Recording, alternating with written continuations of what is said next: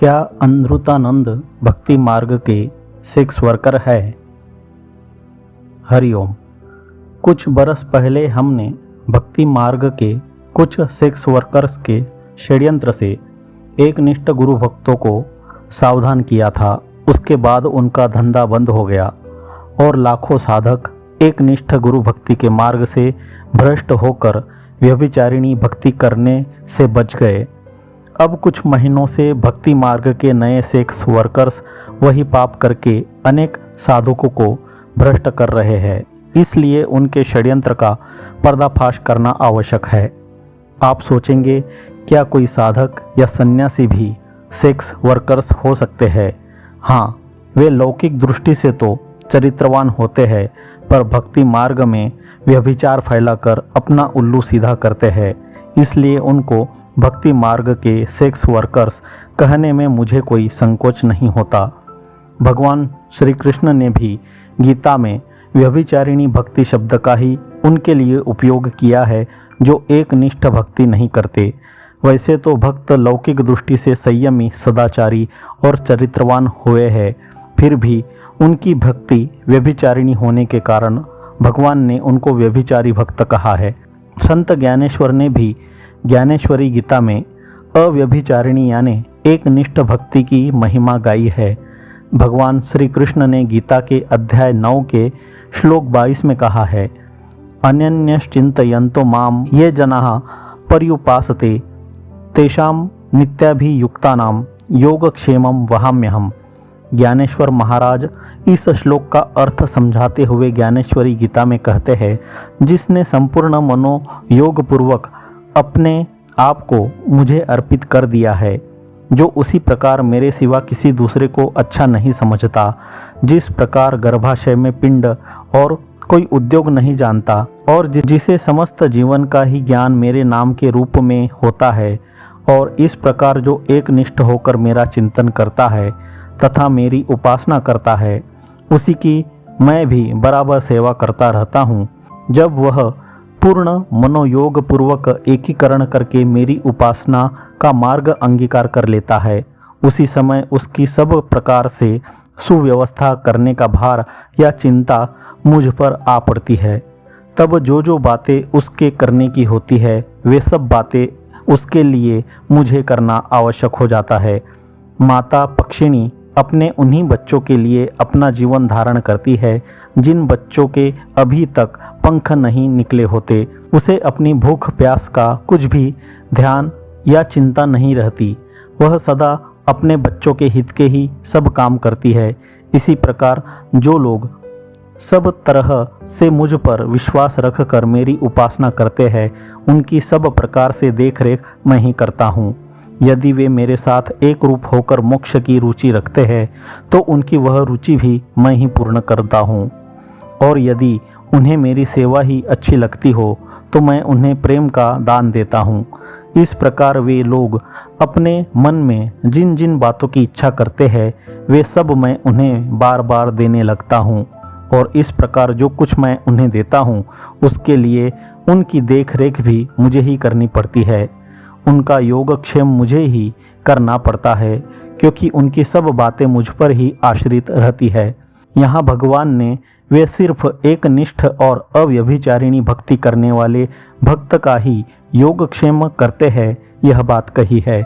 इसका अर्थ यह नहीं है कि भगवान श्री कृष्ण की ही भक्ति करने वालों की रक्षा होती है। इस बात को स्पष्ट करने के लिए भगवान ने श्रीमद् भागवत पुराण के स्कंद 11 के प्रकरण 17वें श्लोक 27 में उद्धव जी को उपदेश देते हुए कहा है, आचार्य माम विजानीयान्नाव मन्येत कैर्चित् न मर्त्य बुद्धा असूयेत सर्वदेवमयो गुरु। आचार्य अर्थात श्रोत्रिय ब्रह्मनिष्ठ गुरु को साक्षात मेरा ही स्वरूप समझे, उसका कभी निरादर न करे और न कभी साधारण मनुष्य समझकर उसकी किसी बात की उपेक्षा या अवहेलना ही करे, क्योंकि गुरु सर्वदेवमय होता है। उपरोक्त दोनों श्लोकों का अर्थ यह निकलता है कि जो ब्रह्मज्ञानी गुरु की एक निष्ठ भक्ति से उपासना करता है, उसकी रक्षा गुरु भगवान करते हैं। जब भक्त एक ही देव की अनन्य भक्ति से उपासना करेगा और पूजेगा तभी वह देव उस भक्त की रक्षा करेगा। लेकिन जिसको किसी ब्रह्मज्ञानी गुरु के शिष्यों से धन पाने की और सम्मानित होने की वासना है, वह इस सिद्धांत के विरुद्ध उपदेश देकर लोगों को गुमराह करते हैं। वे भक्ति मार्ग में व्यभिचार फैलाते हैं। व्यभिचार फैलाने वाली स्त्री को क्या कहते हैं? Sex worker. ध्यान देना, मैंने वेश्या शब्द का प्रयोग इसलिए नहीं किया है कि जैसे आजकल विकलांग को विकलांग कहना अभद्र माना जाता है, उनको दिव्यांग कहना भद्रता है, अंधे को अंधा कहना अभद्र माना जाता है, उनको प्रज्ञा चक्षु कहना भद्रता है, वैसे ही व्यभिचार फैलाने वाले को वैश्या कहना अभद्र माना जाता है, उनको सेक्स वर्कर कहना भद्रता है। दूसरा कारण यह है कि वेश्या तो केवल महिलाएं हो सकती है, पुरुष नहीं हो सकते, लेकिन सेक्स वर्कर तो महिला और पुरुष दोनों हो सकते हैं। जो व्यभिचार प्रेरक साहित्य पोर्नोग्राफी बनाते हैं उनको भी सेक्स वर्कर कहा जाता है। अतः जो भक्ति मार्ग में व्यभिचार प्रेरक वीडियो महासंकल्प सभा, संत चरण चिंतन सभा आदि के द्वारा बनाते हैं, उन पुरुषों को भी भक्ति मार्ग के सेक्स वर्कर्स कह सकते हैं। जो व्यभिचारिणी भक्ति करते हैं उनके बारे में संत ज्ञानेश्वर ऐसा ही दृष्टांत देते हैं। संत ज्ञानेश्वर ने गीता के अध्याय 13 के श्लोक क्रमांक 12 की व्याख्या करते हुए कहा है, जिस प्रकार कोई द्रव्य संपादित करने के उद्देश्य से वैराग्य का वेश धारण करता है, अथवा जिस प्रकार कोई व्यभिचारिणी स्त्री अपने यार के पास जाने का सुविधा पाने के लिए अपने पति का संतोष करके और उसका मन भरकर उसे झूठा विश्वास दिलाने के लिए ऊपर से अपना शुद्ध व्यवहार और आचरण दिखाती है, इसी प्रकार हे अर्जुन, जो ऊपर से दिखलाने के लिए तो मेरी भक्ति करता है, परंतु वास्तव में नए नए देवताओं की आराधना करता है, जो किसी नए गुरु संप्रदाय का विशेष ठाठ बात देखकर, अर्थात जेल में से बापूजी को बाहर लाने का प्रलोभन देकर उसी के फेर में पड़ जाता है, उसके संबंध में तुम निश्चित रूप से यह समझ लो कि वह भक्त मूर्तिमान अज्ञान ही है। व्यभिचारी भक्त कहेंगे कि स्वामी जी तो हमसे अपने गुरु की भक्ति छुड़ाते नहीं हैं, उनको उनके सद्गुरु के आदेश का पालन करने से रोककर जो स्वामी जी अपने अनुयायी बना रहे हैं, वे उनकी गुरु भक्ति ही छुड़ा रहे हैं।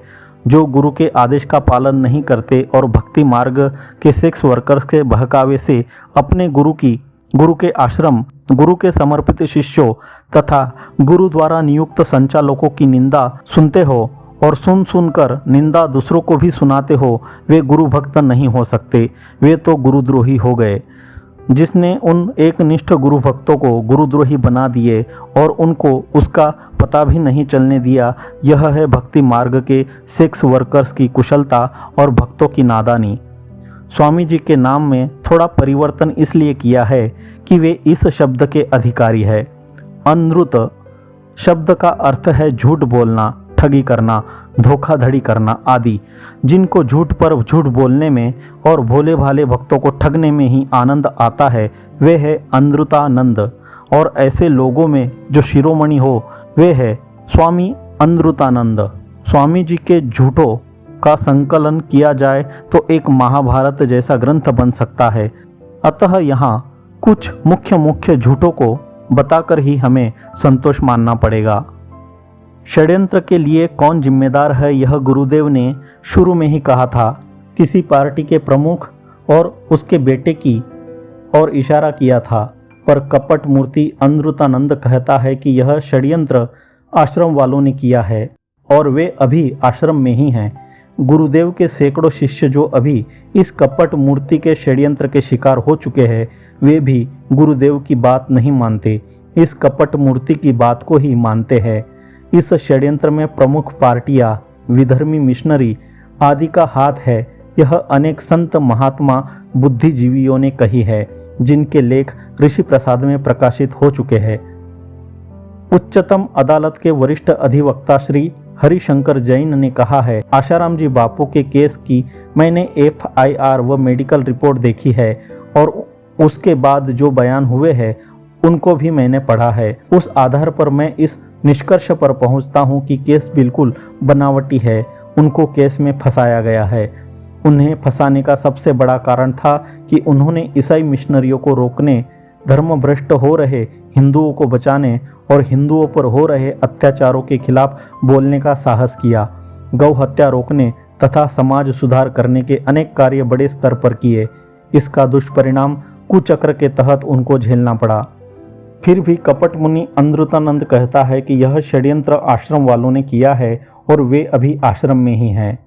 श्री सुब्रमण्यम स्वामी जैसे अनेक बुद्धिमानों ने इस षड्यंत्र के पीछे धर्मांतरण करने वाले ईसाइयों का हाथ है यह बताया था। इसके प्रमाण भी मिले हैं। नीचे दिया गया चित्र उसका प्रमाण है।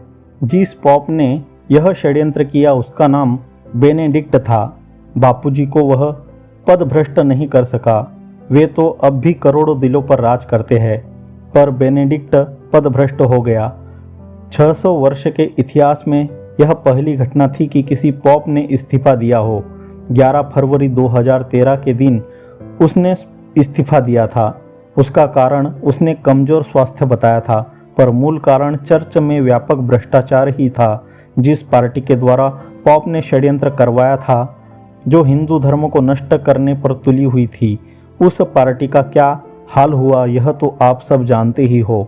यदि यह धर्म रक्षा का दैवी कार्य गुरुदेव ने जेल में जाकर नहीं किया होता तो भारत में हिंदू अल्पसंख्यक हो जाते। भारत एक जेरूसलम जैसा देश बन जाता। जैसे वहाँ सतत ईसाई, मुस्लिम और यहूदी लड़ते रहते हैं, वैसे भारत में भी अल्पसंख्यक हिंदू, मुसलमान और ईसाई लड़ते रहते और भारत ईसाई राष्ट्र बन जाता। ब्रह्मज्ञानी महापुरुष कैसे कैसे कष्ट सहकर भी धर्म की रक्षा करते हैं, यह समझना साधारण मनुष्य के बस की बात नहीं है। श्री सुब्रमण्यम स्वामी ने एक ट्वीट में यहाँ तक लिख दिया, Asaram Bapu has suffered this bogus case because of 3 highly placed politicians, 2 from Gujarat and 1 from Italy. अर्थात 3 उच्च पदों पर बैठे हुए नेताओं के कारण आशाराम बापू को षड्यंत्र का भोग बनना पड़ा है। उनमें से 2 गुजरात के हैं और 1 इटली की है। पर कपट मूर्ति अमृतानंद कहता है कि यह षड्यंत्र आश्रम वालों ने किया है और वे अभी आश्रम में ही हैं। यह एक पॉलिटिकल कॉन्स्पिरेसी है और किसी भी पॉलिटिकल कॉन्स्पिरेसी में कोई भी लीगल टीम सफल नहीं हो सकती, क्योंकि उसमें उस देश की सरकार का पूरा सहयोग लिया जाता है। उसमें कानूनी प्रक्रिया का सिर्फ दिखावा किया जाता है।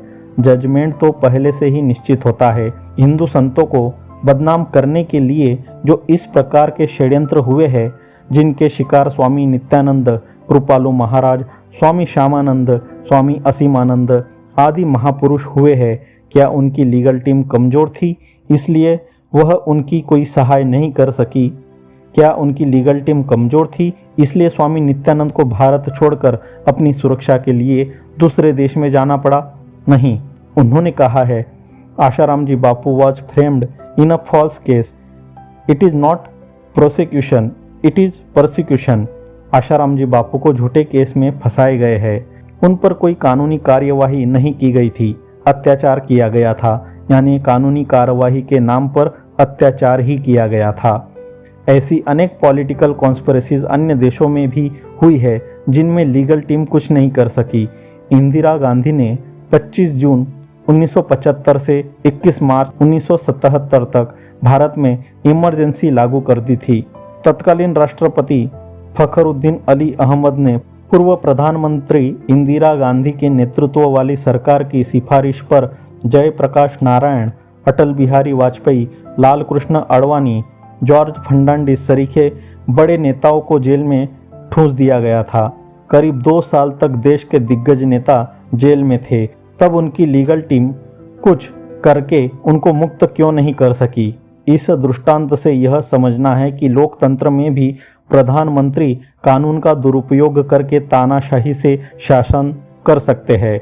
जिनके पास कोई राजसत्ता नहीं है वैसे निर्दोष नागरिक और संत ही नहीं, पर जिनके पास बड़ी राजसत्ता हो वैसे बड़े बड़े नेताओं को भी बिना किसी अपराध जेल में बंद कर सकते हैं और उन पर अत्याचार कर सकते हैं। यह बात तो मंद बुद्धि वाला मनुष्य भी समझ सकता है, पर कपट मुनि अमृतानंद कहता है कि यह षड्यंत्र आश्रम वालों ने किया है और वे अभी आश्रम में ही हैं। आश्रम की लीगल टीम ने कुछ गलतियां करके बापूजी को फंसाया है। किसी भी षड्यंत्र में किसी संस्था या देश के कुछ गद्दारों का सहयोग अवश्य लिया जाता है। इस दृष्टि से इस षड्यंत्र में छोरी ने मुख्य भूमिका अदा की है। उसके प्रमाण निम्नलिखित है। वर्षों तक छोरी को जीवन संवारने का अवसर देने के बाद भी जब पूज्य बापूजी ने देखा कि यह महिला आश्रम की अन्य बच्चियों की साधना में विघ्न बन रही है, तो पूज्य श्री ने इसे वर्ष 2006 में महिला आश्रम में रहने के लिए मना कर दिया। तब इसने पापी गौशालक की तरह आश्रम की बहनों में ऐसे श्रद्धांतरण के बीज बोए कि 80 साध्वी बहनों को बहका के उन्हें अपने साथ ले गई। गुरुदेव की शिष्याओं का श्रद्धांतरण छोरी ने उनको अपनी चेलिया बनाने के लिए किया था। यह गुरुदेव के सिद्धांतों का उल्लंघन था। 2006 से 2021 तक में हजारों गुरु भक्तों का श्रद्धांतरण करने वाली छोरी को गुरु के सब आश्रम से संचालकों को हटाकर आश्रम की मुख्य अधिष्ठात्री बनाना चाहता है। वह साधु वेशधारी शैतान कितना धूर्त है, यह सब समझ सकते हैं। छोरी ने शास्त्र मर्यादा को ताक पर रखते हुए गुरु तो किए ही नहीं, पिता को भी विरोधी समझा और माँ के नाम पर पिता के भक्तों से चंदा इकट्ठा किया। परम हितैषी पिता व भगवान की निंदक बन गई। माँ को अपनी कठपुतली बनाकर पिता से झूठ कपट करना सिखा दिया। वह अपने लूट खसोट के कारोबार में शामिल कर करोड़ों रुपए व सोना लूट लिया। कपट मूर्ति इस छोरी ने कुछ झूठे कपटी असामाजिक तत्वों की टोली बना रखी है, जो साधकों को ठग कर उनका भारी शोषण कर रहे हैं। प्रामाणिक सूत्रों से यह भी सुनने में आया कि पूज्य श्री को स्लो पॉइजन दिलाने, दुर्घटना करवाने, लेजर टॉर्च से आंखों को नुकसान पहुंचाने जैसी बहुत सारी कोशिशें भी हुई है। उपरोक्त दुष्कर्म के अनेक प्रमाण हैं, फिर साधु वेशधारी शैतान का ध्यान उस तरफ नहीं जाता और जिनका कोई प्रमाण नहीं है वैसी आश्रम विरोधी बातों को फैलाकर वह भोले भाले साधकों को गुमराह कर रहा है। छोरी ने हजारों लोगों की मनोकामना पूर्ण करने वाले शिवजी और बापूजी के प्रिय वटवृक्ष तथा ऋषि प्रसाद की निंदा की। कुत्ता भी जिनके घर का खाता है उनको नहीं काटता, पागल हो जाए तो भी जहां टुकड़ा खाया वहां पर गद्दारी नहीं करता। छोरी ने तो दुष्टाओं और कुत्तों को भी पीछे कर दिया। इतनी गद्दारी कर रही है। काशी के पंडित कह रहे हैं कि बापूजी की पुत्री कहलाने का अधिकार नहीं है इस दुष्टा को। इसने महादेव को शव बतलाने का घोर अपराध किया है। छोरी उन एडवोकेट के पास गई जो बापूजी का केस देख रहे थे और बोली, यदि मैं बापूजी के खिलाफ गवाही दे दूं तो मैं छूट जाऊंगी ना। बापूजी तो अंदर है ही, उन्हें हम बाद में छुड़ा लेंगे। उन एडवोकेट ने उसे उत्तर दिया, आप मेरी केबिन से तुरंत बाहर निकल जाइए। आपसे तो अच्छी मेरी बेटियां हैं कि कम से कम वे मेरा साथ निभा रही है। आप तो न एक शिष्या बन पाई न एक बेटी ही बन पाई। साधु वेशधारी शैतान उस छोरी का समर्थन कर रहा है। छोरी के द्वारा जिम्मेदारी के पद संभालने वाले कई संचालक संचालिकाओं एवं भाई बहनों को भी झूठी बातें बताकर श्रद्धा तोड़ी गई, जिससे न सिर्फ वे आश्रम छोड़कर चले गए बल्कि उन्होंने उनके संपर्क में आने वाले राजनेताओं को भी वे ही बातें बताई जिससे वे आश्रम के खिलाफ हो गए। परिणाम स्वरूप मामला झूठा होते हुए भी गुरुजी को अब तक कोई राहत नहीं मिल रही है। छोरी कई लोगों से गुरु मंत्र पूछकर उनका मंत्र बदल देती है। वह आश्रम जाने वाले साधकों को बहकाने वाली बातें बोलकर वहां जाने से रोकती है। बड़ बादशाह के फेरे फिरने से मनोकामनाएं पूर्ण होती है, यह लाखों करोड़ों लोगों का अनुभव है, परंतु वह बड़ बादशाह के प्रति भी लोगों की श्रद्धा तोड़ने की कोशिशें करती है। पूज्य बापूजी से दीक्षित कई आर्थिक रूप से संपन्न साधकों की श्रद्धा को शीतल व उसकी सहयोगी चमचियों ने तोड़ दिया और उन्हें छोरी की भक्ति सिखा दी। छोरी की संस्था में शीतल द्वारा बनाए सारे नियम लागू होते हैं। वहाँ से आई बहनों ने वे नियम बताए कि वहाँ कोई बापूजी का नाम नहीं ले सकता, पूज्य श्री का लॉकेट नहीं पहन सकता, बापूजी का सत्संग नहीं सुन सकता, बापूजी के आश्रम में नहीं जा सकता, पूज्य गुरुदेव का फोटो रखकर नियम नहीं कर सकता, हरिओम नहीं बोल सकता, मतलब बापूजी हमारे लिए कुछ नहीं है। इतना ही नहीं, वहाँ ऐसे ऐसे नियम हैं जैसे बापूजी हमारे शत्रु हो। जैसे हिरण्यकश्यपु के राज्य में भगवान विष्णु का नाम लेने की मना थी, वैसे ही वहाँ नियम है। साधु वेशधारी शैतान का लक्ष्य यही है कि आश्रम से संचालकों को हटा दिया जाए। इससे क्या बापूजी जेल से बाहर आ जाएंगे? क्या बापूजी को आश्रम के किसी कमरे में कैद करके रखे हैं कि संचालकों के जाते ही वे बाहर आ जाएंगे? यह तो संभव नहीं है। अतः साधु वेशधारी शैतान संचालकों को हटाकर उनके स्थान पर छोरी को आश्रम की अधिष्ठात्री बनाना चाहता है। मानो वे उनके लक्ष्य में सफल हो जाए तो छोरी सभी आश्रमों से पूज्य श्री के श्री चित्र हटाकर अपने और माताजी के श्री चित्र लगा देगी। पूज्य श्री के सत्साहित्य का प्रचार बंद हो जाएगा और छोरी असत साहित्य का प्रचार होगा। पूज्य श्री के द्वारा शुरू की गई सेवा प्रवृत्तियां बंद हो जाएगी और भक्तों का शोषण शुरू हो जाएगा, यानी राम जी की अयोध्या में रावण का शासन आ जाएगा। इतने ठोस प्रमाण मिलने पर भी कपट मुनि अमृतानंद कहता है कि यह षड्यंत्र आश्रम वालों ने किया है और वे अभी आश्रम में ही हैं। गुरु पुत्री और गुरु माता को मैनेजमेंट ने आश्रम से भगा दिए। सुरेशानंद षड्यंत्र की शुरुआत से ही आश्रम से पलायन कर गए हैं। इस विषय में एक वीडियो ईश्वर की ओर चैनल पर है, जो आप इस लिंक पर देख सकते हो। लिंक डिस्क्रिप्शन में है। उसमें उनके गृहस्थ वेश में फोटो और वीडियो क्लिप दिखाई है। फिर भी कपट मुनि अमृतानंद कहता है कि उनको मैनेजमेंट ने भगा दिए। गुमराह किए गए साधकों को पूज्य बापूजी ने संदेश दिया कि वे अमृतानंद के चक्कर में न आए। तब इस पाखंडी ने उनको अपने अनुयायी बनाए रखने के लिए कहा, पूज्य बापूजी से जो चाहे वे आज्ञा ले लेते हैं। जोधपुर जेल के अंदर से गन पॉइंट पर पूज्य बापूजी को ब्लैकमेल करके, टॉर्चर करके, प्रेशराइज करके आज्ञा ले लेते हैं। पूज्य बापूजी के ऊपर दबाव बनवा के जो चाहे वो बुलवा लेते हैं। यह बापूजी की आवाज़ नहीं है। इस तरह वह परम निर्भय ब्रह्मज्ञानी बापूजी की सरेआम निंदा करता है और कहता है कि मैं बापूजी के लिए कुछ नहीं बोलता। उस अज्ञानी मूढ़ ने ब्रह्मज्ञानी गुरु पूज्य बापूजी को क्या समझ रखा है? जीवन मुक्त महापुरुष के विषय में वशिष्ठ मुनि श्री योग वशिष्ठ में कहते हैं, गड़गड़ाहट ध्वनि युक्त सागर, प्रतिध्वनि रूप आकाश जनित शब्द के पर्वत में सिंहों के गरजने पर ज्ञानी तनिक भी क्षुब्ध नहीं होता। शत्रुओं के नगाड़े आदि के शब्दों से, डमरू के शब्द से, कर्णकटु धनुष के टंकार से ज्ञानी तनिक भी भयभीत नहीं होता। मदोन्मत्त हाथियों के चिंगाड़ने के शब्द, वेतालों की कलह आदि की ध्वनि तथा पिशाच एवं राक्षसों का सिंहनाद होने पर ज्ञानी पुरुष जरा भी कंपित नहीं होता। जो पर ब्रह्म में ध्यान लगाने वाला विद्वान है, वह वज्र के भयावह शब्द से, पर्वत के विस्फोट से एवं ऐरावत के चिंगाड़ने से कंपित नहीं होता। ज्ञानी पुरुष चल रहे आरे के घर्षण से, चमचमाती हुई तलवार के विदलन से, बाण एवं वज्र के संपात से अपनी स्वरूप स्थिति रूप समाधि से विचलित नहीं होता।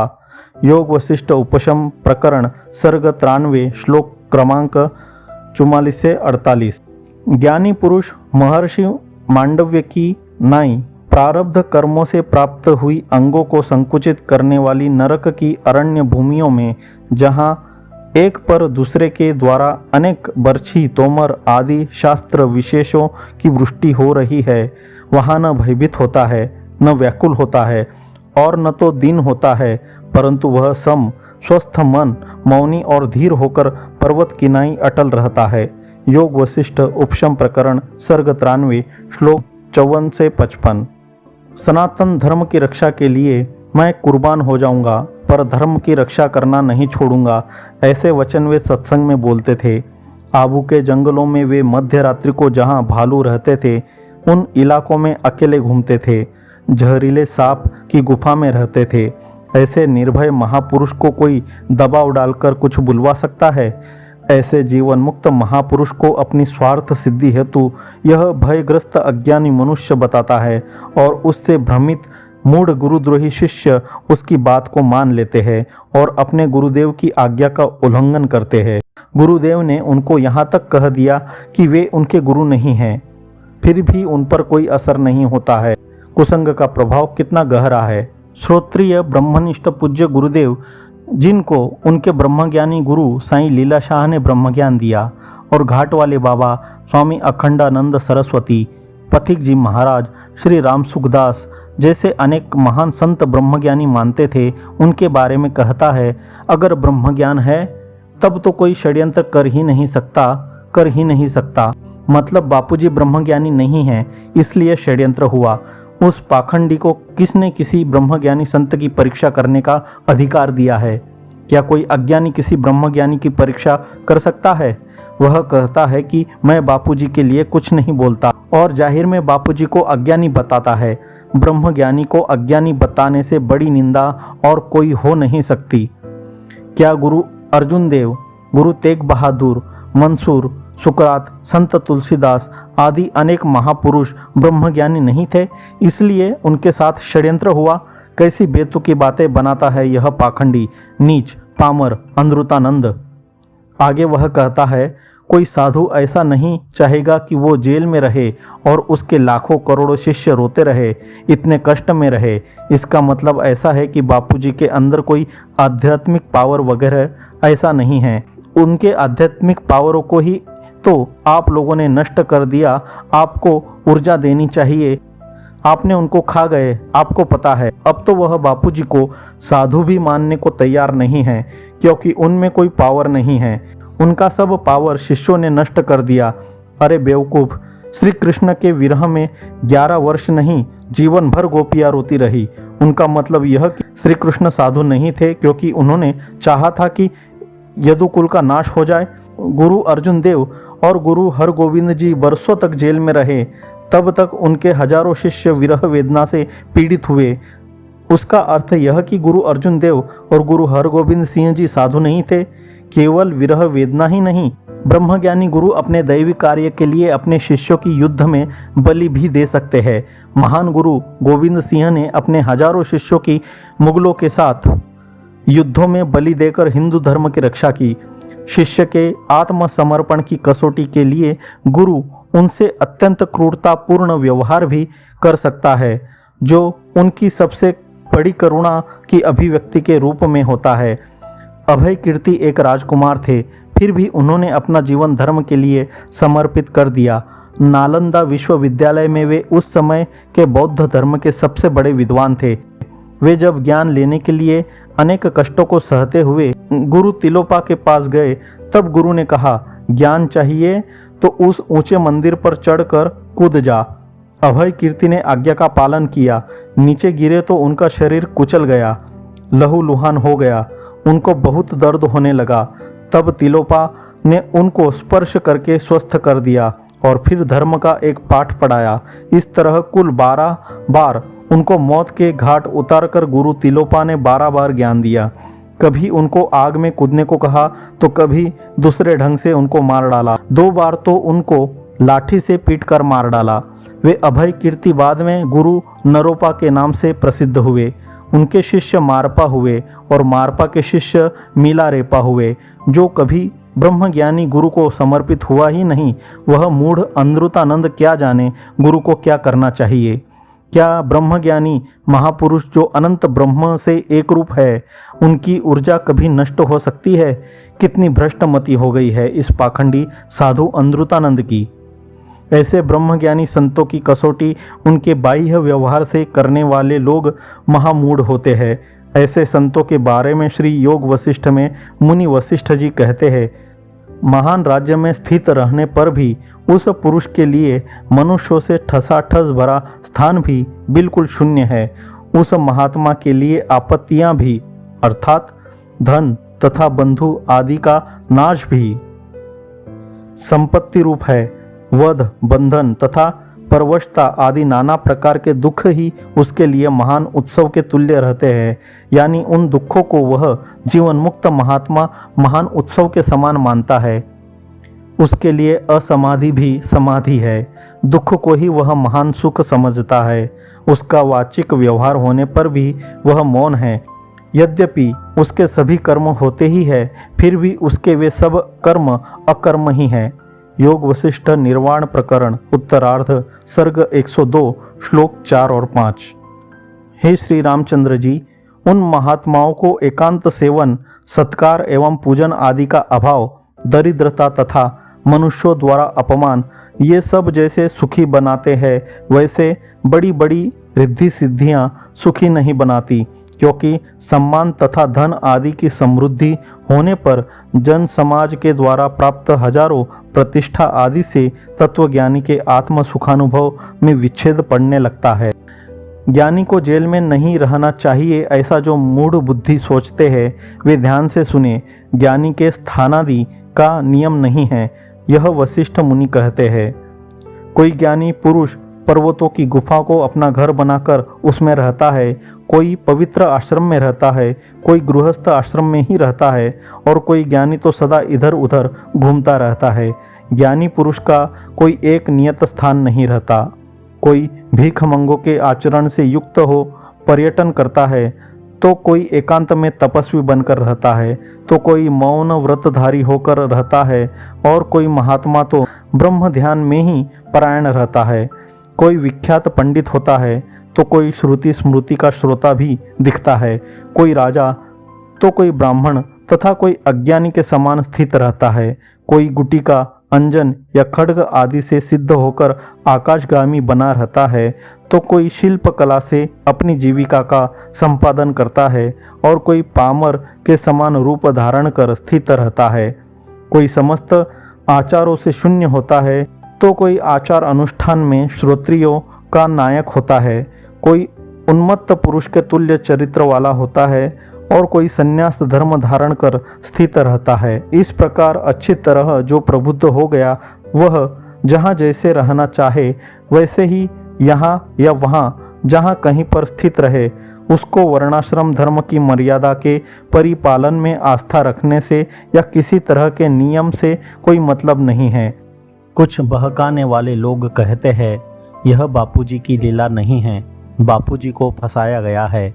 वे बापूजी को अज्ञानी जीव की कोटि में रखने का महापाप करते हैं। फंसाया किसको जाता है, जीव को या ब्रह्म को? बापूजी अपने आप को ब्रह्म जानते हैं या जीव जानते हैं? अगर कोई ब्रह्मज्ञानी कहे कि यह मेरी लीला नहीं है, मेरे को फंसाया गया है, तो उनका ऐसा कहना भी उनकी लीला ही माननी पड़ेगी। गुजराती में कहते हैं, विनोद मात्र व्यवहार जेनो ब्रह्मनिष्ठ प्रमाण। कोई महात्मा ब्रह्मनिष्ठ है, उसका क्या प्रमाण है? तो जिनका हर व्यवहार विनोद मात्र हो, लीला मात्र हो, वे ब्रह्मनिष्ठ है। भगवान कृष्ण गोपियों के साथ नाचे, यही उनकी लीला थी, ऐसी बात नहीं है। वे जब जरासंध से लड़ते समय युद्ध का मैदान छोड़कर भागे थे, वह भी उनकी लीला थी। उनके पैर में तीर लगा और उन्होंने देह त्याग किया, वह भी उनकी लीला ही थी। भगवान वशिष्ठ जी भी ऐसे ब्रह्मज्ञानी को लीलाधर कहते हैं। वे कहते हैं, हे श्री रामचंद्र जी, वे महात्मा लोग सुख दुख के कारणों से प्रसन्न चित्त तथा दुखित अवश्य भासते हैं, परंतु अपने निरतिशय आनंद प्रतिष्ठा से उत्पन्न धैर्यपूर्ण स्वभाव का वे कभी परित्याग नहीं करते, क्योंकि वे लोग संसार रूपी नाट्यशाला के नट है। योग वशिष्ठ निर्वाण प्रकरण उत्तरार्ध सर्ग 102 श्लोक 15। कहने का तात्पर्य यह नहीं है कि उनको पीड़ा हो रही है, उसका इलाज न किया जाए। जिस चिकित्सा से जिस रोग की निवृत्ति होने की संभावना हो, उसका इलाज करना चाहिए। किसी चिकित्सा विशेष का दुराग्रह नहीं रखना चाहिए। चिकित्सा तो हो रही है, फिर जो कपट मुनि जैसे लोग चिल्लाते हैं कि तुमको उनकी पीड़ा महसूस नहीं होती, वे केवल भक्तों की सहानुभूति पाकर उनको ठगने के लिए साधकों में फूट डालते हैं। ऐसे गुरु अज्ञानी बनकर जेल से बाहर आने की अपेक्षा ज्ञानी रहते हुए जेल में विदेह मुक्ति प्राप्त करना पसंद करते हैं। उनको बाहर लाने का प्रयास शिष्यों को अवश्य करना चाहिए, पर उनको अज्ञानी मानकर नहीं। उनको अज्ञानी मान लिया, फिर उनको बाहर लाने की आवश्यकता ही नहीं रही, क्योंकि संसार में अरबों अज्ञानी मूढ़ है। उनको ब्रह्मज्ञानी मानो तो 7 या 8 अरब मनुष्यों में वे एक ही उच्चतम कोटि के ब्रह्मज्ञानी हैं। उनको तुरंत बाहर लाना चाहिए। उन्होंने कहा भी है, मैं किसी वकील की चालाकी से बाहर नहीं आऊँगा, मैं किसी नेता की दया से बाहर नहीं आऊँगा, मैं अपने ढंग से बाहर आऊँगा। उनको बाहर कैसे लाना, यह उनकी आज्ञा के अनुसार करना चाहिए। अपनी मनमानी से कुछ करना मूर्खता है। इस मूढ़मती अमृतानंद को ब्रह्म ज्ञान के बारे में कुछ भी मालूम नहीं है। ठीक है, हमें उसके अज्ञान से कोई आपत्ति नहीं है, पर वह अपनी मर्यादा में क्यों नहीं रहता? खुद अज्ञानी मूढ़ है और ब्रह्मज्ञानी की परीक्षा करता है। जब वह कहता है कि उसकी परीक्षा लेने का किसी को अधिकार नहीं है, तो वह ब्रह्मज्ञानी की परीक्षा क्यों लेता है? किसने उसको यह अधिकार दिया है? ब्रह्मज्ञानी की परीक्षा लेने का अधिकार भगवान को भी नहीं है। भगवान की परीक्षा लेने का अधिकार ब्रह्मज्ञानी को है। ब्रह्मज्ञानी दुर्वासा मुनि ने ब्रह्मा, विष्णु और शिव भगवान की समता की परीक्षा ली थी। ब्रह्मज्ञानी दुर्वासा मुनि ने कृष्ण भगवान की समता की परीक्षा ली थी। कभी किसी भगवान ने ब्रह्मज्ञानी की परीक्षा ली हो, ऐसा किसी शास्त्र में नहीं लिखा। कोई किसी के ब्रह्मज्ञानी गुरु की परीक्षा लेगा तो उसको गालियां ही नहीं, जूते भी खाने पड़ेंगे। गुरु निंदा का जो महापाप अमृतानंद कर रहा है, उसके बदले में उसको जितनी भी सजा दी जाए वह कम है। गुरु की निंदा करने वाले की जीभ काटने का अधिकार भी शिष्यों को भगवान शंकर ने गुरु गीता में दिया है। गुरु निंदा करम दृष्टवा धावयदथ वासयेत स्थानम वा तत्परित्याज्यम जिह्वाच्छेदक क्षमो यदि। गुरुदेव की निंदा करने वाले को देखकर यदि उसकी जिह्वा काट डालने में समर्थ न हो तो उसे अपने स्थान से भगा देना चाहिए। यदि वह ठहरे तो स्वयं उस स्थान का परित्याग करना चाहिए। गुरुदेव के जिन शिष्यों को गुमराह करके इस महापापी गुरु निंदक ने गुरुद्रोही बना दिए है, उन्होंने उपरोक्त गुरु गीता का श्लोक अनेक बार पढ़ा है, फिर भी वे गुरु निंदा सुनते रहते हैं और उनके पाखंडी गुरु की प्रशंसा करते रहते हैं। वे समझते होंगे कि कोई साधु वेशधारी अगर गुरु की निंदा करे तो सुन लेनी चाहिए।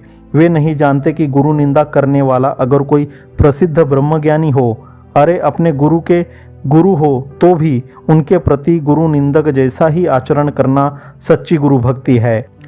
बाबा लोकनाथ एक महान सिद्ध योगी थे। उनके शिष्य श्री विजय कृष्ण गोस्वामी भी महान योगी थे। गोस्वामी जी के एक शिष्य का नाम श्रीधर था। बाबा लोकनाथ जब भी कोई गोस्वामी के शिष्य उनके दर्शन करने आते तब गोस्वामी के बारे में बुरी बातें बताते। बाबा के इस दुर्व्यवहार को समझना उन शिष्यों के लिए बहुत कठिन था। एक दिन बाबा उनके अनेक शिष्यों और भक्तों के बीच बैठे थे। तब उन्होंने आश्रम के दरवाजे पर श्रीधर नाम के एक भक्त को आते हुए देखा। उनको देखते ही बाबा का मूड बदल गया। उन्होंने सभा का ध्यान आगंतुक अनजाने व्यक्ति की तरह खींचते हुए कहा, यहाँ विजय कृष्ण अर्थात गोस्वामी का एक शिष्य आ रहा है। वह झूठे गुरु का अनुयायी बनकर अपना जीवन बर्बाद कर रहा है। यदि यह बात सच्ची हो तो वह उसके गुरु का निष्ठापूर्वक अनुसरण कर रहा है, फिर भी उसकी आध्यात्मिक स्थिति का कोई विकास क्यों नहीं हुआ? अपने गुरु के द्वारा बाबा की ऊंची आध्यात्मिक स्थिति के बारे में सुनकर श्रीधर उनके दर्शन करने गया था। विजय कृष्ण गोस्वामी उसके लिए ईश्वर का साकार स्वरूप थे। वे उनके गुरु के अपमान का एक शब्द भी सहन नहीं कर सकते थे। उनकी यह दृढ़ धारणा थी कि गुरु की निंदा करना या किसी के द्वारा गुरु का अपमान सुनना शिष्य के लिए आत्मघातक है। वे इस बात की कल्पना भी नहीं कर सकते थे कि जिनकी उनके गुरु ने इतनी भारी प्रशंसा की, वे उनके गुरु की इतनी भीड़ में कटु आलोचना करके इतना नीचा दिखा सकते हैं। श्रीधर के हृदय में जलती हुई क्रोधाग्नि में पेट्रोल डालते हुए बाबा ने कहा, यदि तुम मानते हो कि तुम्हारे गुरु में कोई सत्य का बल है तो तुम मौन क्यों रहते हो? तुम्हारा गुरु अंधा है और तुम भी अंधे हो। एक अंधा दूसरे अंधे को लिए जा रहा है।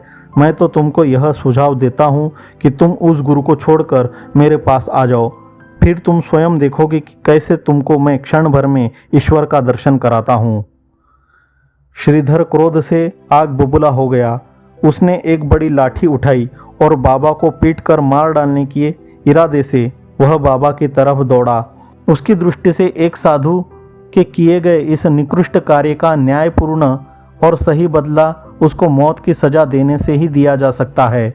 एकाएक परिस्थिति में आए हुए ऐसे दुखद परिवर्तन को देखकर अन्य भक्त श्रीधर की तरफ दौड़े और उसको ऐसे पागल जैसे कार्य करने से रोकने के लिए समझाने लगे।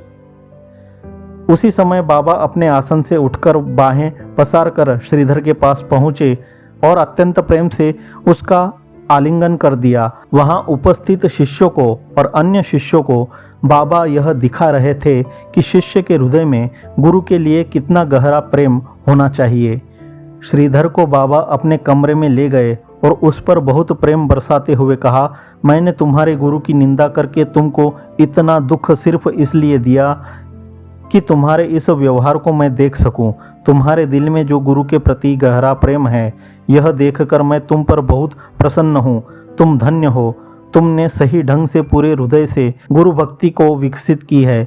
जो लोग आध्यात्मिक साधना के मार्ग पर गुरु के प्रति ऐसे गहरे प्रेम के बिना चलते हैं, उनके हृदय में परम तत्व कभी प्रकट नहीं होगा। तुम में वह है, इसलिए तुम परम लक्ष्य को प्राप्त करोगे।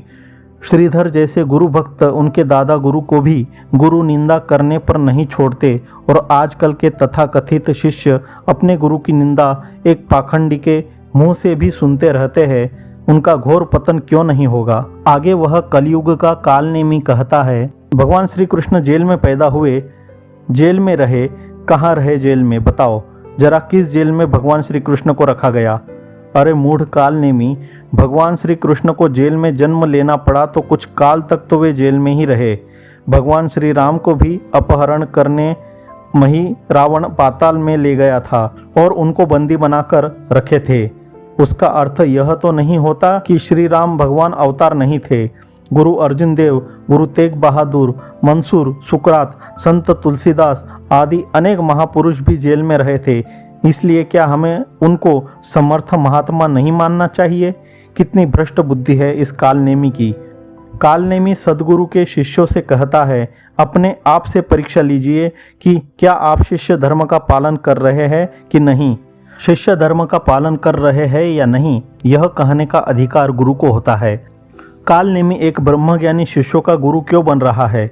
वह खुद क्यों नहीं देखता कि वह संन्यास धर्म का पालन कर रहा है या नहीं। सन्यासी को हमेशा सत्य बोलना चाहिए और वह बात बात में झूठ बोल रहा है। सन्यासी को अहिंसा धर्म का पालन करना चाहिए और वह निर्दोष साधकों को गद्दार और षड्यंत्रकारी कहकर उनकी वाचिक हिंसा कर रहा है। सन्यासी को धन संचय नहीं करना चाहिए और वह बैंक में लाखों रुपए रखता है।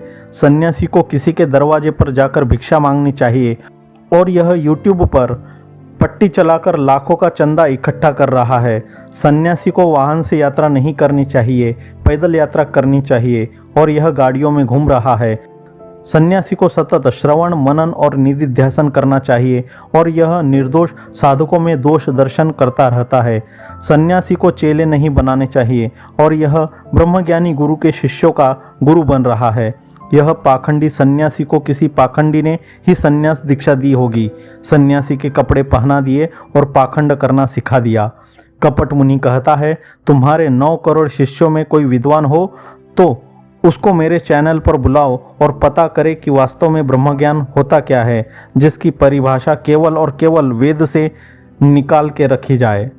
इस बुद्धू को यह भी पता नहीं है कि ब्रह्मज्ञान की परिभाषा वेद से नहीं निकाली जाती, प्रस्थानत्रय से निकाली जाती है, उपनिषद, ब्रह्मसूत्र और गीता से निकाली जाती है। उसका ब्रह्मज्ञान कितना झूठा है यह तो आगे हम बता चुके हैं, दोहराने की जरूरत नहीं है। मालूम होता है कि वह निगुरा है या उसका गुरु भी उसके जैसा मूढ़ अज्ञानी ही होगा। आगे यह पाखंडी कालनेमी कहता है, जितनी मेरी पूज्य बापूजी में श्रद्धा है ना, उसका एक अंश भी तुम्हारे अंदर होती तो बापूजी पर एक भी आरोप काम नहीं करता। अरे धूर्त निगुरे, क्या गोपियों की श्रद्धा कम थी इसलिए भगवान श्री कृष्ण पर स्यमंतक मणि चुराने का आरोप लग गया था। तेरी बापूजी के प्रति रत्ती भर भी श्रद्धा होती तो तू उनके वचनों का आदर करता और साधकों को गुमराह करना बंद कर देता। गुरुदेव के शिष्यों को गुरु आज्ञा पालने से रोककर अपने अनुयायी नहीं बनाता। अनेक बार गुरुदेव हरिद्वार आश्रम में महीनों तक रहते थे, तब तू एक बार भी दर्शन करने नहीं आया।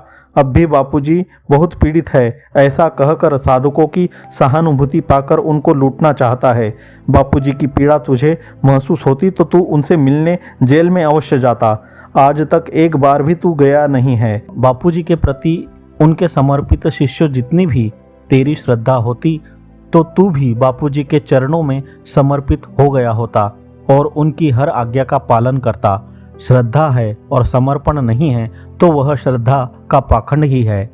बापूजी के प्रति श्रद्धा होती तो तू बापूजी द्वारा नियुक्त किए गए संचालकों और समर्पित साधकों का आदर करता, उनको गद्दार कहकर अपमानित नहीं करता, उनके आश्रमों में जाकर सत्संग कार्यक्रमों में विघ्न डालकर आश्रम के सामान की तोड़फोड़ करना, सत्संग सुनने वाले श्रद्धालुओं से गाली गलौज करना, उनको मारना और आश्रम के सामान को चुराना, ये सब तेरी बापूजी के प्रति गद्दारी के प्रमाण है, श्रद्धा के नहीं। जो भी धर्म रक्षा का दैवी कार्य करते हैं उन सब महापुरुषों पर उनके शत्रु आरोप लगाते हैं। उसका शिष्यों की श्रद्धा से कोई संबंध नहीं है। आगे वह साधु वेशधारी शैतान कहता है, हाँ याद रखना, तुम लोगों को किसी दूसरे के ऊपर शक करने का अधिकार नहीं मिला हुआ। अगर तुम शक कर रहे हो तो तुम दूसरे का नहीं, अपने ही विनाश के रास्ते पर चल रहे हो। हनुमान जी से जब राम जी की पहली मुलाकात हुई तब उन्होंने राम लक्ष्मण पर भी शक किया था। विभीषण जब राम जी की शरण आए तब उन पर भी शक किया गया था। शक करना तो बुद्धिमानों का कर्तव्य है, उनके लिए किसी के अधिकार की आवश्यकता नहीं है। अगर तेरे जैसे कपट मुनि पर शंका नहीं करेंगे तो वह सभी गुरु भक्तों को बर्बाद कर देगा। जिन मूर्खों ने शक नहीं किया वे भ्रष्ट हो गए। लाख के चक्कर से छूटने की एकमात्र संभावना को खोकर अनंत जन्मों में अनंत दुख भोगने के अधिकारी हो गए। दूसरों को उपदेश देने वाले कपट मुनि को किसने निर्दोष साधकों पर शक करने का अधिकार दिया है? बिना किसी ठोस प्रमाण के वह क्यों आश्रम के साधकों पर षड्यंत्रकारी होने का शक करता है? दूसरों को उपदेश देने के पहले वह खुद अपने जीवन में इस उपदेश को लाता तो हम उसको शैतान नहीं कहते। आगे वह पाखंडी कहता है, अमृतानंद को रोकने का केवल एक मार्ग है, वो है अमृतानंद की हत्या। जो सत्य के मार्ग पर चलते हैं उनको यह डर नहीं लगता कि कोई उसकी हत्या कर देगा। गांधी जी सत्य के मार्ग पर थे तो पूरी अंग्रेज सरकार के खिलाफ आज़ादी के लिए लड़ते थे, तब भी उनको मरने का डर नहीं था। जिसके पापों का घड़ा भर जाता है उसको मौत का भय लगता है। अब भी उस भय से मुक्त होना चाहता हो तो वह भक्ति मार्ग के सेक्स वर्कर का कार्य छोड़ दे, ईमानदारी से संन्यास धर्म का पालन करे, पर वह ऐसा नहीं करेगा। जिसको एक बार भी व्यभिचार का चस्का लग जाता है वह फिर उसको छोड़ नहीं सकता। हरिद्वार में तो कोई जानता भी नहीं है कि अमृतानंद कौन किस चिड़िया का नाम है। 50 लोग भी उसका सत्संग नहीं सुनते। ऐसे सैकड़ों सन्यासी सड़कों पर घूमते मिलते हैं और यहाँ यात्रा के नाम पर सैकड़ों लोग सुनते हैं। किसी गुरु के चेले स्वामी जी कहते हैं तो कितना मीठा लगता है। जैसे सेक्स वर्कर को व्यभिचारी मीठा लगता है, वैसे ही जिसके अपने ज़्यादा चेले नहीं हैं उसको दूसरे गुरु के चेले का गुरु बनने में बड़ा आनंद आता है। यात्रा के नाम पर बड़ा दान मिलता है, उनको कैसे छोड़ सकेंगे कपट मुनि? संसार के सभी सेक्स वर्कर्स भी धन कमाने के लिए इस गंदे धंधे को अपनाते नहीं हैं। कुछ तो स्वच्छंद यौन सुख भोगने के लिए भी सेक्स वर्कर्स बनते हैं।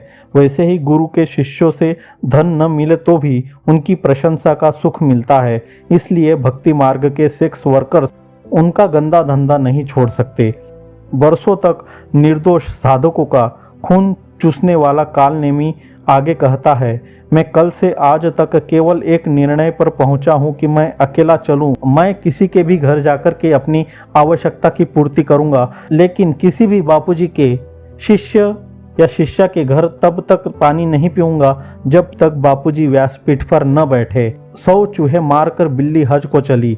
बापूजी के शिष्यों के लाखों रुपए लूटकर, बापूजी के नाम पर दूसरे धर्म प्रेमियों के लाखों रुपए लूटकर अब इस निर्णय पर आया है। भरतपुर यात्रा से लेकर अब तक बापूजी के अनेक शिष्यों का सहयोग लेकर तो चला, उसका फल क्या हुआ? क्या बापूजी व्यासपीठ पर बैठ गए?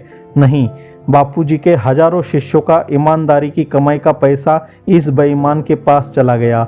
जिन एक निष्ठ गुरु भक्तों के हृदय में गुरु का स्थान था, वहां इस पाखंडी ने अड्डा जमा लिया। बाहर के साधकों और समर्पित साधकों में फुट डालकर अनेक साधकों को गुरु की आज्ञा मानने से मना करके अपने अनुयायी बना लिए। और कुछ हुआ हो तो बताओ। अगर पाखंडी, धूर्त, कपटी, अपराधियों के संकल्प में बल होता तो सारी धरती पर रावण जैसे असुरों का राज्य हो जाता। एक वीडियो में कपट मुनि ने कहा कि बापूजी ब्रह्मज्ञानी नहीं हैं। जब उस क्लिप का व्यापक प्रचार हुआ तब उनको लगा कि अब तो मेरे अनुयायी टूट जाएंगे क्योंकि वे बापूजी के शिष्य हैं। तो तुरंत एक गिरगिट की तरह उसको रंग बदलने में देर नहीं लगती। दूसरी वीडियो में कहने लगे, ब्रह्म स्वरूप निर्विकल्प संत ब्रह्मज्ञानी चतुर्दिक पूज्य साधु संतों भक्तों सनातन प्रेमियों के रक्षक, बिना सोचे समझे सभी के हित में लग जाना, जिनका स्वाभाविक कर्म सत्कर्म त्याग की पराकाष्ठा, जगत कल्याण के संवाहक संत श्री आशाराम जी बापू महाराज, जिनके चरणों में मेरी अटूट निष्ठा है। कब कैसे रंग बदलेंगे ये पाखंडानंद कुछ कह नहीं सकते। आगे वह कपट मुनि कहता है, किसकी औकात है मुझको खरीद लेना। अगर तुम्हारी हरकत इतनी ऊंची है तो मेरी निगाह में तुम लोगों की कीमत 2 कौड़ी की भी नहीं है। शिष्य गुरु परंपरा में तो एकदम नहीं है। भक्ति मार्ग में तुम शून्य से भी बहुत नीचे हो। अरे वैशाखी नंदन मूर्ख शिरोमणि, तेरे में है क्या कि कोई तुझको खरीदेगा। तू और एक गधा दोनों को साथ में बेचने रखेंगे तो कोई मनुष्य गधे को खरीदेगा, तुझको नहीं। ब्रह्मज्ञानी के शिष्यों की कद्र इंद्र भी करते हैं। यह हमने शुक्र के दृष्टांत से योग वशिष्ठ में पढ़ा। तेरे जैसा मूर्ख उनकी कद्र नहीं कर सकता। जिसकी कीमत 1 कौड़ी की भी नहीं, वह ब्रह्मज्ञानी के शिष्य की कीमत क्या जाने। जिसने कभी किसी ब्रह्मज्ञानी का शिष्य बनकर उनको जीवन समर्पित नहीं किया, वैसा खड़िया पलटन का साधु गुरु शिष्य परंपरा को क्या जाने। जिसने गुरु भक्ति योग का अभ्यास किया ही नहीं, वह निगुरा गुरु भक्तों की कसौटी करता है, जैसे उल्लू सूर्य की रोशनी की कसौटी करता है। साधकों के लाखों रुपए हड़पने वाला साधु वेशधारी शैतान आगे कहता है, लेकिन मेरा जितना सामर्थ्य है उतना चलूँगा। मुझे किसी भी बापूजी के किसी भी भक्त का कोई पैसा नहीं चाहिए, कोई पानी भी नहीं चाहिए, कोई रोटी भी नहीं चाहिए, कुछ भी नहीं चाहिए। बहुत बड़ा संसार है। इस तरह के निकृष्ट बुद्धि वालों का अन्न जल ग्रहण करना भी महापाप है। काश पहले से ही इस बात का पालन करता तो अनेक साधक जो इस पाखंडी को पैसा भोजन आदि देकर बर्बाद हो गए, वे बर्बाद नहीं होते। निकृष्ट बुद्धि वाले दंभी पाखंडी साधु को अन्न देना महापाप है। इसलिए आपके इस विचार का हम स्वागत करते हैं।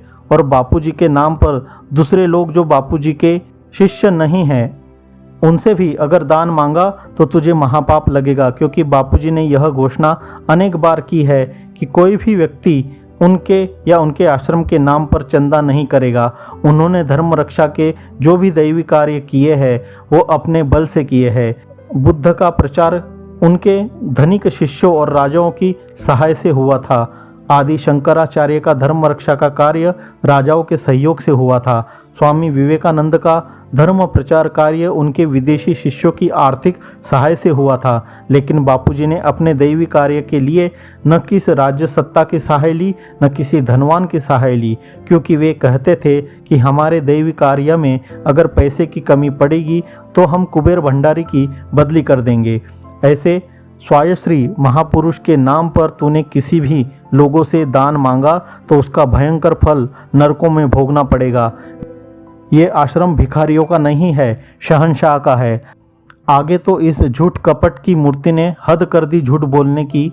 वह कहता है, इतना बड़ा पाखंड की कहने को 9 करोड़ शिष्य हो और अपने गुरु को जेल में डाल करके और उनके ऊपर वह सारे आरोप तुम लोगों ने सिद्ध करवा दिए टिल डेथ तक का। बापूजी के 9 करोड़ शिष्यों पर यह आरोप लगा रहा है बापूजी को जेल में डालने का। पहले तो वह कुछ 2 या 4 के नाम लेता था, फिर सब आश्रम वासियों को षड्यंत्रकारी घोषित करता था और अब तो सब के सब 9 करोड़ शिष्यों ने यह षड्यंत्र किया है ऐसा बोलता है। बापूजी के भ्रमित शिष्य जो उसके सामने सुन रहे हैं वे भी इसमें आ गए, फिर भी वे सुने जा रहे हैं और उनकी प्रशंसा किए जा रहे हैं। धन्य है उनकी कपट मुनि के प्रति एक निष्ठ भक्ति को। अगर ऐसी एकनिष्ठ गुरु भक्ति उनकी गुरु के प्रति होती तो उनका मोक्ष अवश्य हो जाता। हमें तो लगता है कि अब इस पाखंडी की मानसिक स्थिति इतनी विकृत हो गई है कि उसको किसी मनोचिकित्सक के पास जाकर तुरंत इलाज कराना चाहिए। आगे यह साधु वेशधारी शैतान कहता है, बापूजी को व्यास आसन पर नहीं आने देने के जितने भी आरोपी है वह सब के सब आरोपी बापूजी के घर में हैं। सारे षड्यंत्रकारी आज भी बापूजी के घर में हैं। सारे गद्दार आज भी बापूजी के घर में हैं, जो नहीं चाहते कि कोई भी साधु मजबूती से बापूजी की आवाज़ उठाए। इस मति भ्रष्ट महापापी कपटी शैतान से हमारा एक प्रश्न है कि क्या कोई षड्यंत्रकारी अपना षड्यंत्र पूरा होने के बाद उस स्थान में रहता है? बम ब्लास्टिंग करने वाला उस कार्य में सफल होने के बाद क्या उसी स्थान में रहता है? नहीं, वह एक मिनट भी वहाँ नहीं रहता। वह तुरंत दूसरे शहर या देश में भाग जाता है और षड्यंत्र से मिले पैसे से भोग भोगता है। तो बापूजी को जेल में डालने का षड्यंत्र अगर आश्रम वासियों ने किया होता तो उनको आजीवन कारावास की सज़ा मिलने के बाद उनका षड्यंत्र पूरा हो जाता। फिर वे आश्रम में 11 साल तक क्यों रहते? वे षड्यंत्र से मिले हुए धन का उपभोग करने स्विट्जरलैंड या पेरिस चले जाते।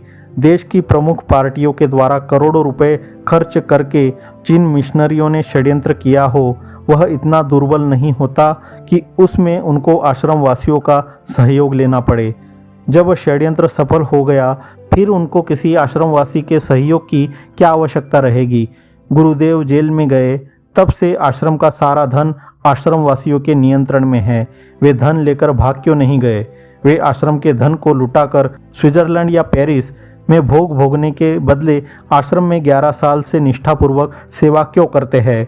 इससे सिद्ध होता है कि कोई भी आश्रमवासी षड्यंत्रकारी नहीं है। उनको षड्यंत्रकारी बताने वाले गद्दार लोग ही षड्यंत्रकारी है। ऐसी बिना सर पैर की बातें करने वाले कपट मुनि को कोई गंभीर मानसिक रोग हुआ है। अगर उसकी चिकित्सा नहीं करेंगे और वे ऐसा अनर्गल उपदेश देते रहेंगे तो समाज की भारी हानि होगी। अमेरिका में सन 1978 में जिम जोन्स नाम के एक ईसाई धर्मगुरु ने उसके 900 अनुयायियों को मरने के बाद स्वर्ग में ले जाने का प्रलोभन देकर जहर युक्त पेय पिलाया और सामूहिक आत्महत्या करवाई और वह खुद भी मारा गया। मानसिक विकृति से ग्रस्त उपदेशक ऐसी भारी हानि कर सकते हैं। अगर यह कपट मुनि मानता है कि बापूजी के लिए मजबूती से किसी साधु ने आवाज़ नहीं उठाई है तो यह उसका भ्रम है।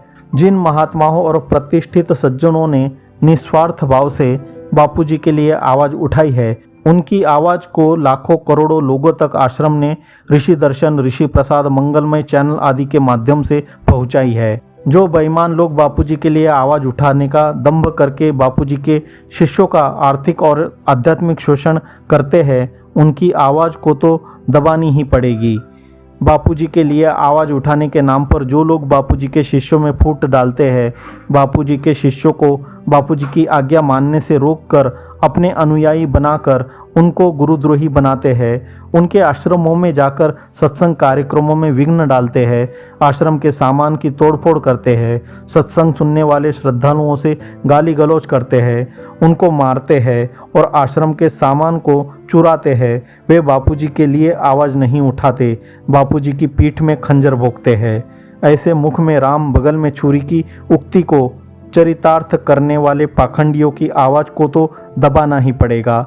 ऐसे गुरु निंदकों की जिह्वा काटने में भी गुरु भक्तों को संकोच नहीं करना चाहिए, क्योंकि यह शंकर भगवान का आदेश है। गुरु निंदा करम दृष्ट्वा धावयदथ वासयेत स्थानम वा तत्परित्याज्यम जिह्वा छेदा क्षमो यदि। गुरुदेव की निंदा करने वाले को देखकर यदि उसकी जिह्वा काट डालने में समर्थ न हो तो उसे अपने स्थान से भगा देना चाहिए। यदि वह ठहरे तो स्वयं उस स्थान का परित्याग करना चाहिए।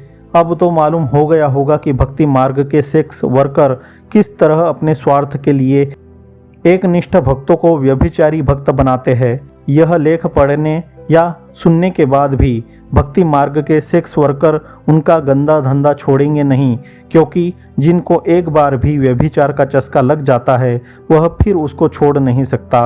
और जो सेक्स वर्कर के ग्राहक बन गए हैं वे भी व्यभिचार छोड़ नहीं सकते, क्योंकि उससे बड़ा सुख मिलता है।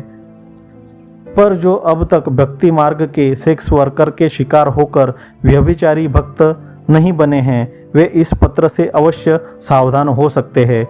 उनको सावधान करना ही हमारा उद्देश्य है। डॉक्टर प्रेम जी।